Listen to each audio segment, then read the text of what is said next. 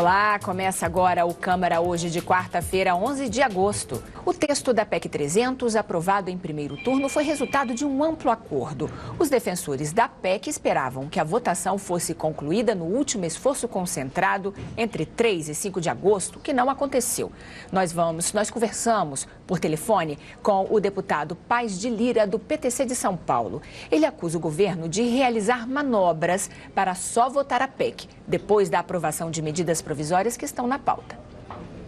Foi votado um texto, portanto, que o governo queria, aprovando uma emenda constitucional, uma proposta de emenda constitucional com um texto seco, apenas criando o piso salarial nacional e estabelecendo que uma lei vai regulamentá-lo no prazo de até 180 dias e ainda mencionando o fundo federal que constava da proposta anterior, fica um pouco tenuemente mencionado no novo texto, mas está lá. Enfim, é algo que não deveria ter problema nenhum. No entanto, houve dificuldades. Chegamos no esforço concentrado, que foi um fracasso, porque nada se votou, com a esperança de votar a PEC 300, exatamente porque era o famoso texto de consenso. Isso não aconteceu, porque o governo tentou encurralar a oposição, atrelando a votação da PEC 300 a diversas medidas provisórias que a oposição não quer votar.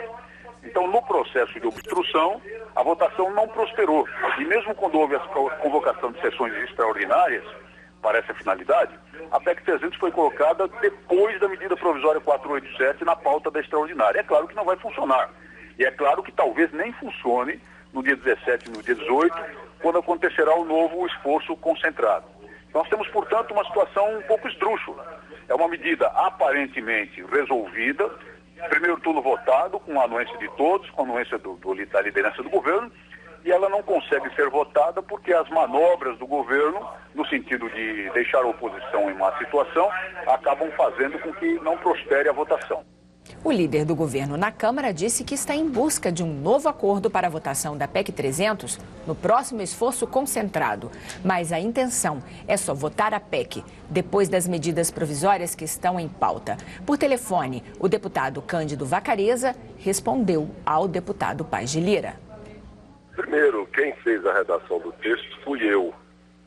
O nosso trabalho foi chegar a um texto que fosse legal.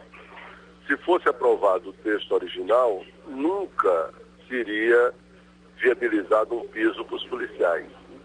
Segundo, que nós estamos trabalhando para viabilizar a votação. Alguns atrapalham, com radicalismos desnecessários, com posturas que tentam desmoralizar o parlamento e, às vezes, com promessas à categoria que não serão cumpridas. A posição do governo é clara desde o começo.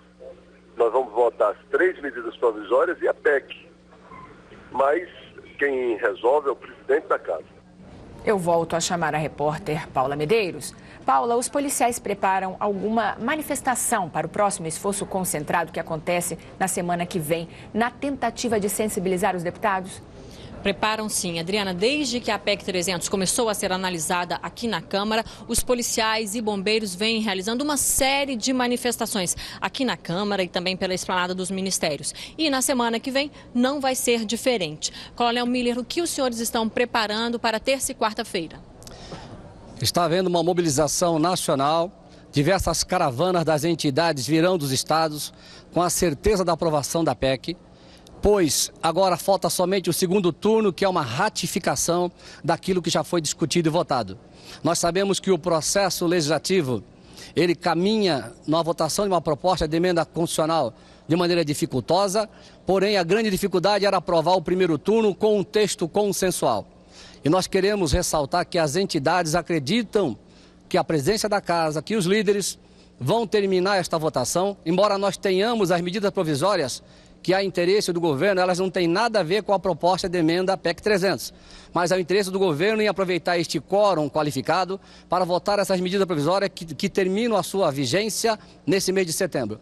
E nós acreditamos que, se não houver acordo na medida provisória, o governo vai cumprir a sua palavra e vai votar esta PEC, porque os policiais virão a Brasília para comemorar a aprovação, porque nós temos a certeza que antes das eleições nós teremos essa proposta. E eu queria também, Adriana, aproveitar a audiência, desse programa para nós levarmos a todos os policiais e bombeiros do país que a PEC 300, o texto aprovado nesta casa, é uma vitória que é centenária, porque jamais a segurança pública teve um piso previsto na Constituição, uma lei que vai regulamentar e um fundo para ajudar os estados a manter esse piso. Então é uma vitória histórica que muitos lutaram e muitos tombaram e não viram essa vitória. Eu cito como exemplo, nós estamos reunidos, a entidade dos oficiais, lá em Vitória, no Espírito Santo.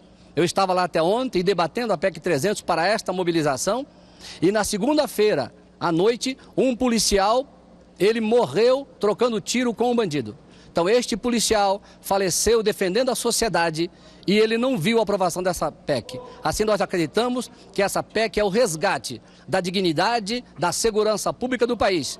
E foi o maior movimento cívico com audiências públicas nos estados e nessa casa, movimento ordeiro, disciplinado, em busca da dignidade profissional.